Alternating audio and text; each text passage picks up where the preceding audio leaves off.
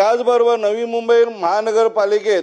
जी आमची नव्याने 14 गावं समाविष्ट झालेली आहेत, या 14 गावामध्ये रस्ते, विद्युत दिवे,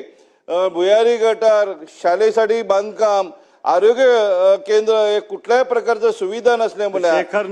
तलाव असतील, स्मशानभूमी, 2 मिनिटं सर, एका प्रकारची सुविधा नसल्यामुळे तिथे जर शासनाच्या माध्यमातून निधी मिळाला तर 14 गावांचा विकास आपल्याकडनं केला जाईल. त्याचबरोबर आडिवली ढोकले हा विभाग असेल, अनेक प्रकल्प, मेट्रोची कामं असतील, रस्त्याची कामं चालू असतील, या महाराष्ट्र राज्याचे माजी लाडके मुख्यमंत्री आणि तमाम महाराष्ट्रातल्या लाडक्या बहिणीचा लाडका भाऊ एकनाथजी शिंदे साहेब असतील, या लोकसभेचे लाडके खासदार श्रीकांतजी शिंदे साहेब असतील, यांच्या माध्यमातून अनेक कामं या माझ्या मतदारसंघात चालू आहे. मेट्रोचं असेल, रोडची असेल, पण काही प्रमाणात जर शासनाने निधी दिला तर ही संपूर्ण कामं या मतदारसंघात